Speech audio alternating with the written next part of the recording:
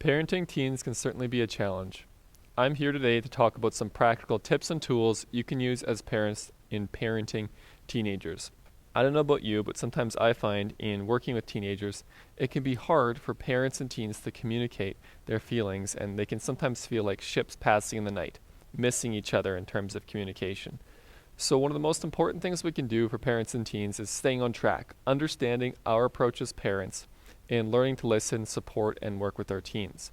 I often talk about parenting as an analogy of driving. So, if you think about driving, there's a parent driven approach where the parent drives, makes all the choices, and basically tells the child what to do. The parent's doing all the thinking and has all the autonomy. That would be one ditch. On the other ditch is the child driven approach, where a parent can be more permissive and let the child drive, make all the decisions. The child basically asks what they want, and the parents just let them make those decisions and do what they want to do. Those are the two ditches. In the middle, there's a connection-based parenting approach. It's important for children, but especially really important as children become teenagers. It's the parent and child working together as a team, driving together. Now, I always remind teenagers and children that parents own the house. They make the rules, and at the end of the day, it's what they say goes. But as parents, these four keys are really important. Of course, we want to be firm and consistent in what we want to say. We want to be flexible as much as possible, giving our children a voice and choice whenever possible and realistic. Of course, if something is unsafe or not helpful, it's our responsibility as parents to shut that part down. That's the flexible part. The other piece is following through. Whatever we say, we've got to follow through on as well. So if we can incorporate those three F's as parents, firm, flexible, and follow through, that's really important. As much as possible, we want to be able to be flexible while being firm and consistent and following through.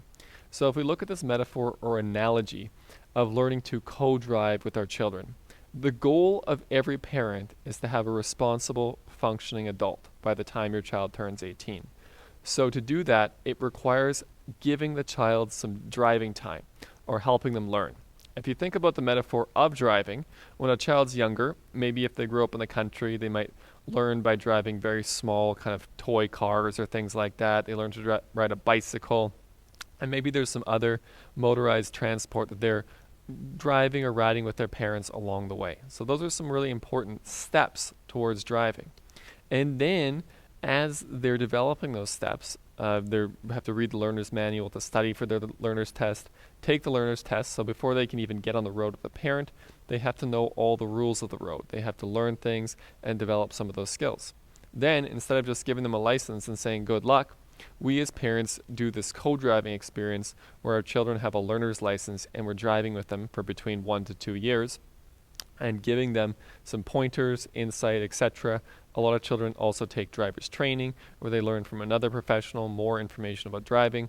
And finally, they get on the road with a GDL license with a little bit less autonomy than a complete driver's license to make sure they're following the rules of the road and making wise choices and not driving at certain hours of the night.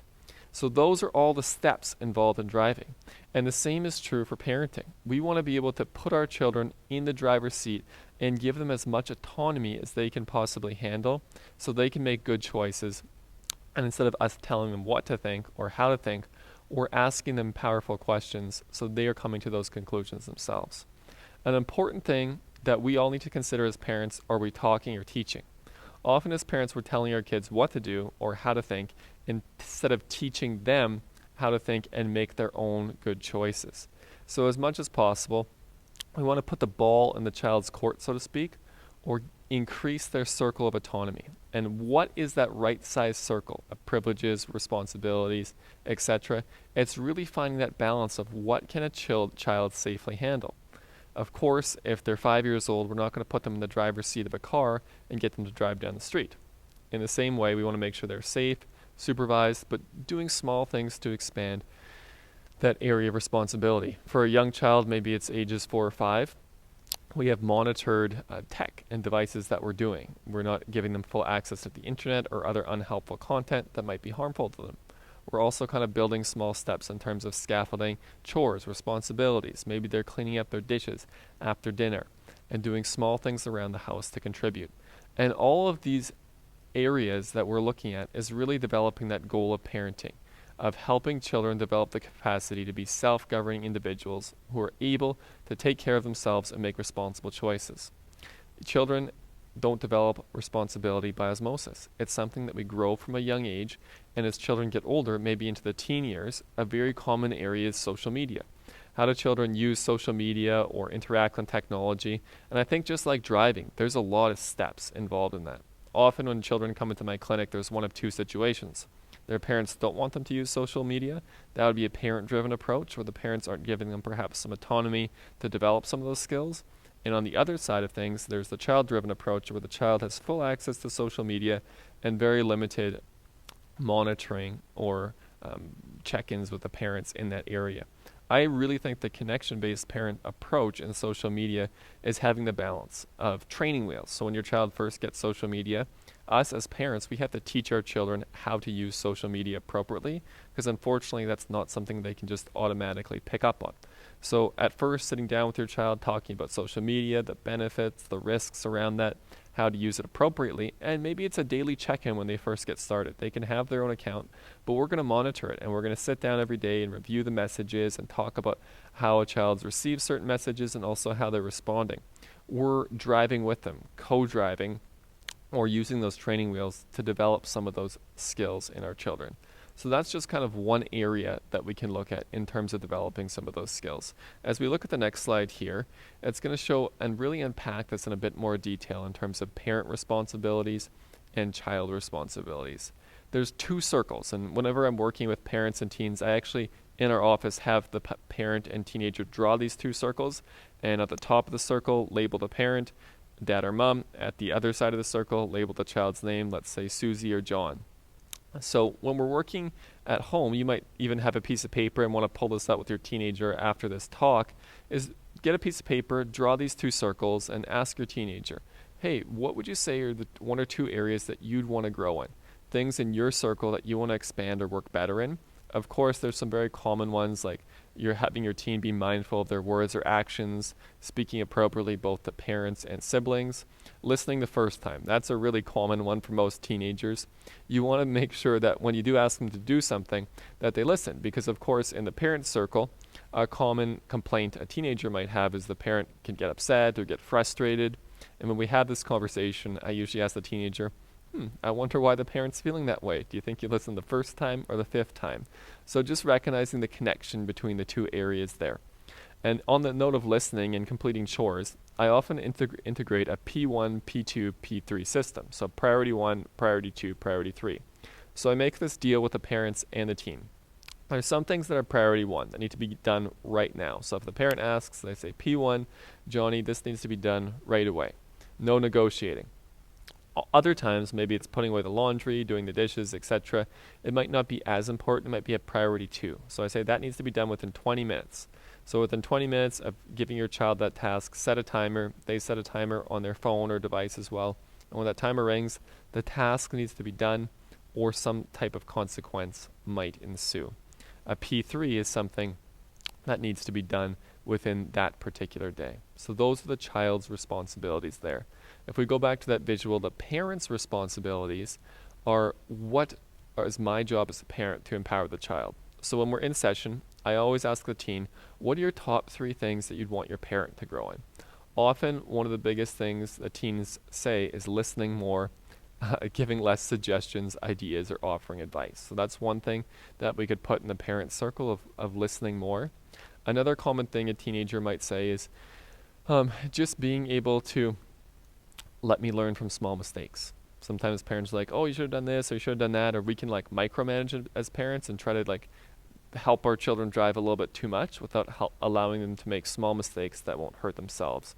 So ask your teenager, what are 1 to 3 top things that you'd want me as a parent to grow in? Because I always say we're growing and learning together. When we tell our teens what to do or how they should grow without being part of that growth journey, they're a lot less likely to engage in it. But in working with a lot of resistant and reluctant teens, the number one thing that really inspires change is when we're learning and growing together as family. So if we can model that as parents, that we're learning and we're growing too, and we're on the same page with our kids and we want to work on things as well, that's such a powerful motivator to engage our children as well. So ask your teenager, what are 2 or 3 things you feel like mom or dad could do better? Write those down in the parent responsibilities of the parent circle. And then you can work with your teen, and maybe you might even have some ideas of 2 or 3 things. Say, now that you've given me some ideas, here are 2 or 3 things I want you to work on. Keep the list to 2 or 3. Sometimes you can think of 5 things or 10 things, but that list can be really quite overwhelming, and probably not much will get done. So I tend to reduce it down to the top 2 or top 3. And if you can set a goal, well, every day let's monitor. Let's have a meeting for 2 minutes, check in, and actually talk about how this process is going. That can be a really powerful way of empowering children to take the driver's seat. And that's exactly what we want to do. We can see in this next slide, as we develop this cohesion, driving together or helping your teen grow in responsibility, believe it or not, can actually be an enjoyable process when we have the right parameters in place. Contrast that to the next slide here. This other parent's having a hard time letting go. The parameters are not in place. The teenager probably shouldn't have their phone with them when they're driving. So there's this fight for control. And I think that's really important to recognize. What are those areas in our parenting with our teenagers or children that we're fighting for control? That it just feels like complete chaos, like this image or slide here. And in those areas, we've got to change the parameters. We've got to set up different boundaries and stepping stones for success to help them move towards independence. And one thing I always talk about with parents and teenagers is the idea maybe the child's circle of responsibility is too big. If you think about that girl in the image with her on her phone driving, she has too much autonomy, not enough boundaries. So when a child leaves their circle, let's say when we even ask a child to shut off their video games or tech time and they have a big meltdown or they get frustrated, they're giving us some feedback that what we're asking them to be responsible for is too big than they can handle. So we've got to shrink that a little bit and make it a bit smaller. So maybe it's some 10-minute warnings or some limited parameters on how much tech time they have. A common one again is social media use. So if your teenager is using social media inappropriately, I always tell the teen it's not about punishment or consequences or discipline. Really, it's about setting you up for success. So right now, if you're not able to use that tool effectively, we've got to put some parameters or boundaries in place to set you up for success. What are the building blocks to get you, to enable you and empower you to use that phone effectively? Especially with teenagers, I think it's important to have boundaries, consequences, and clearly communicate them. But I like to focus on talking about stepping stones. Instead of looking at a consequence or a loss of a privilege, let's start with actually building a bridge. Okay, so right now, teen, we're here. You're not able to use your phone effectively by yourself. Let's, instead of talk about losing your phone for a week or a month or a year or whatever consequences you want to give, let's talk about stepping stones instead. So right now we're here and you're not using your phone effectively. Ask the teenager powerful questions. Okay, teen, Johnny, Susie, what are the steps that we can take to help you use that phone effectively? Maybe it's first just communicating respectively with mom and dad at the home and showing that you can handle that. Maybe it's parents monitoring the social media and we limit the apps just to Messenger instead of social media posts and access to a wider variety of things. And as they use Messenger appropriately and they prove that and demonstrate that to the parents and we talk about how they're using it, okay, then maybe we can use other messaging apps. Often one of the biggest barriers is actual posting and comments and threads. Sometimes that's when some of the biggest challenges happen, so just being mindful of that. And another piece is supervision too, so maybe the teen is only able to use devices in a supervised area, so that way we know they're using them safely as well. Finding those stepping stones, especially in the area of social media, is essential for every teen. In some areas it could be going out and privileges with perhaps the teenager doesn't come home on time or you feel they might be getting into trouble or not making wise choices with the people that they're hanging out with. Someone I used to know, they told me this when I was a teenager: show me your friends and I'll show you your future. And I really like to repeat that back to teenagers, because whoever I'm hanging out with today, whoever is influencing my life, whether it be on social media or in person, that's really guiding me towards my future. So to take stepping stones to success and make sure my teenager is on the right path, we've got to talk to the teens about who they're hanging out with and the type of influences they're allowing in their life. Another common one a lot of my friends with teens and the teens I work with in the session talk about too is just content, whether it be content they're listening to or content they're watching as well. And sometimes being exposed to different information or different thoughts or even mature content is not always recommended or helpful. But if we can be really mindful of making sure the content's age appropriate, there's going to be topics and concepts that come up, especially in culture and society today, that are really important to talk about. And I think one of the biggest things we want to do as parents is have some of those really important conversations. Not leading with our opinions or ideas, but asking our teenager to do some critical thinking. What do you think about this particular topic? How do you feel about it? What are some things your friends are saying about it? If we think about your values or our values as a family, how does that mix? How does that mesh together? And how would you want to respond if you got into certain situations? So even talking about scenarios and having the teen think about it is really powerful. The last thing we want to do as parents is say, when I was your age, this stuff happened and I did that. Yes, of course, we can share a few of our anecdotal stories to be relevant. We just have to be mindful of how we're doing them, or being very prescriptive and saying, if this happens, you need to do this. And I would say, generally speaking, one of the biggest critiques about our world today is the lack of critical thinking. We see it for adults in social media, in politics, and in society and culture. There's kind of this lack of thinking critically and evaluating different sides or aspects of a story. You might read a news article and see it's from one particular lens or tilt. So learning to allow our children in engaging in powerful questions to help them to think for themselves and be critical thinkers is definitely one of the most important areas for stepping stones to independence and success. And as we can see in this next picture here, it's a process. There's a true story of this child who's 5 years old. He didn't mean to, I guess, but he took his parents' keys, got in his parents' vehicle, and was driving down the road. And sure enough, some police officers saw this car swerving around the road, and they were concerned that perhaps an intoxicated driver or someone who was falling asleep at the wheel was driving. And to their surprise, when they pulled over, they saw this 5-year-old kid driving the car. So it's kind of a crazy story, which reminds us that we cannot put our children in situations that they're not ready for. Developing responsibility or your circle of control isn't necessarily about age. It's about maturity. So if we can start small, this child, for example, driving a bike maybe, or if they really wanted to drive a garden tractor with their parents, together in their acreage or yard, that might be a way of stepping stones of building them towards being perhaps a great race car driver of something like that day. So finding the entry point when your children are small and developing some of these skills. And if your children are older and they're teenagers and perhaps you've been operating in a parent-based way where you've had all the control, finding small ways to build that autonomy for your children. Or if you're on the other side of things, as we'll see in this next visual here, of being too child-driven, where your child's had all the driving powers, they're driving the car, they're making all the decisions, kind of coming back and just asking your child, okay, I think right now we can see some of your actions you're telling me, whether it's how you use social media or the choices you make or just how you're talking or communicating. Maybe you have a bit too much privileges. Maybe your circle is a little bit too big and it could actually be hurting you. So in a very loving way, I always talk with parents and teens in my clinic, we've got to find the just right size of your circle. How do we make that a little bit smaller so it's right inside your comfort zone of what you're able to do independently and successfully? So that circle visual paints a beautiful picture of a boundary of how we can really be connection-based with our children. Often when I ask children and teenagers to set some of these boundaries and parameters, they actually set stricter ones than their parents would. And I always say the best ideas are the ones that work, and the ideas that typically work are the ones that come from your child or teen, or at least they had a say or some voice in that choice. So that's a really key point as we think about parenting teenagers.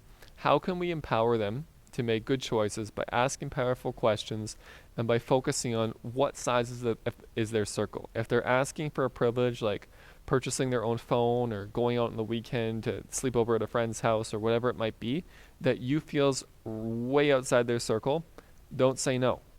Find a way to say yes in terms of steps. You're not going to say your big yes today, but you can say, hey, that's a great goal, Johnny. That's a great goal, Susie. Let's work towards that. Let's figure out what's the first step in that and map out a series of steps so you can grow your circle of independence and we can drive together towards the destination or the goal that you might have. That really is the emphasis of what connection-based parenting is all about. And as we kind of wrap up and look at the final slide, it's so important for us to remember this as parents, The most important tool in our toolbox is human connection. That's what we have to remember. Even if our children are acting out or doing something that really is frustrating or upsetting for us, how do we stay connected? Because the biggest challenge that I work with teenagers and parents is the disconnect. Teens actually feeling like their parents don't care, or they want to boss them around, or they want to take the keys and have a totally parent-driven approach. And I always enjoy this first question I always ask teens. So do you think your parents' goal is to boss you around or to micromanage your life, or to help you be totally responsible and make all your own decisions?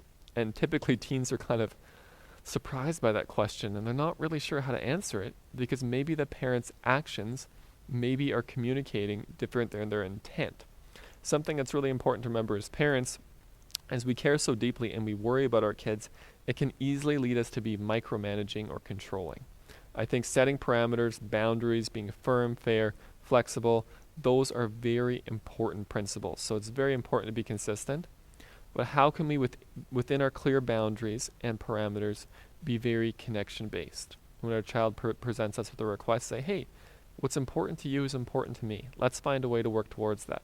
When we're worried or anxious about our child making a poor choice or doing something, we can directly say, hey, I'm a little bit worried about you right now. I'm a little bit concerned. That kind of scares me. Instead of being micromanaging or controlling, we've got to get below the surface kind of emotions or actions and actually talk to our teens about how we really feel. Of course, there's a proper place for appropriate self-disclosure. We don't want our teenagers to worry about us excessively or express our emotions in an unregulated manner. But that idea of mindsight, of being able to help our teens not only empathize and understand with how they're feeling, but also recognize how us as parents might be feeling.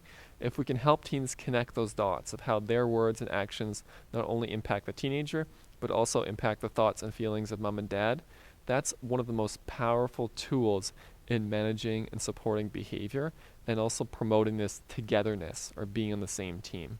As we wrap things up, let me end with a hockey story. I live in Edmonton here, so I'm a big fan of the Edmonton Oilers. And the Oilers are historically blue and orange, and I'll focus on blue. They're the color blue. The Calgary Flames are arch rival. I like Calgary, it's a beautiful city, but just for the sake of it, the Flames are red. So red feelings are often associated with anger. Blue feelings are often associated with sadness. So I always tell couples as well as families that I work with, if we talk about our blue feelings and sadness, it actually builds bridges and helps us connect. We're playing on the same team. We're playing on the Oilers. We're talking about sadness together. And when a person's conveying sadness, we feel empathy. We bring our guard down. We want to connect and support that person. On the flip side, the Calgary Flames are red. So when we get angry, we're no longer playing on the same team as the Oilers. We're playing against each other. We're pushing each other away, and we're disconnecting. So one of the most powerful tools in connection-based parenting is being able to, in an appropriate manner, share our blue feelings, share our underlying feelings, and communicate with our teenager how we're actually feeling or how their decisions are making us feel in a worried or sad manner. Because for your typical teenager, they'll be quite responsive to that. Some are not, of course, but the more we can kind of communicate and help our teens understand what we're experiencing and what we're journeying through helps build that empathy, and really communication is the key. If we can feel like we're on the same page, working as a team, and as parents, we're listening to our teens, asking them powerful questions of how we can step towards or build those small steps towards their goals, the teenager will want to work with us instead of against us. And that's the biggest thing I find. That's really what it comes down to. Can we live in connection? For example, a teen might say, I want a phone tomorrow. And the parent might think, I really am not ready for you to have a phone until 2 years from now. So instead of saying no, we can tell the teen, hey, you know what? I can see how having a phone to be an important priority, your friends have a phone, etc. Let's find the steps, how we can work towards that. Step 1 might be, just listening and showing respect at home. Step 2 is maybe we get you a iPhone or something where you just message your friends. So, and we really work on how you're messaging them and making sure you're doing that well. And step 3, okay, maybe you're ready for the next step of stewarding a phone or another device. So finding those steps and finding a way to say yes in the steps instead of no, or shutting a teen's ideas down can be one of the most powerful ways that we can connect and show that we care, we're listening, and we want to support our teens' visions and goals. Of course, if they're doing something unsafe, we have to say no and shut it down. And that's where I say this. If we think about our circles, we want to find as much overlap as possible. So our job as parents is to try to meet our teens where they're at and overlap with their ideas. But there's some areas where teens might make poor choices or have poor ideas that there's no overlap. And if the teen is not willing to find overlap or compromise with the parents, at the end of the day, the parents on the house, they make the rules and what they say goes.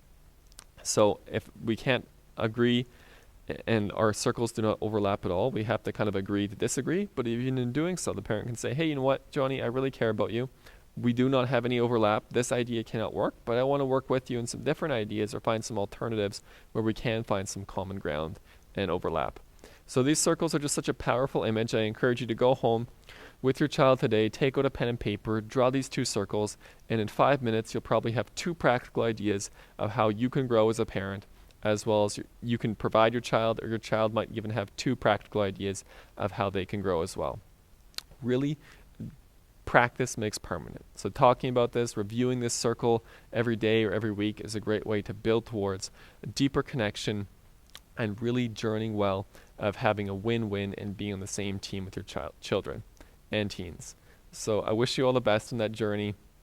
You can do this. Remember, even whatever we're going through as a parent, it can be challenging sometimes, but taking it one step at a time and learning to listen and ask powerful questions is one of the best ways to engage with your teenager. Thanks for watching this video. We hope you got something out of it.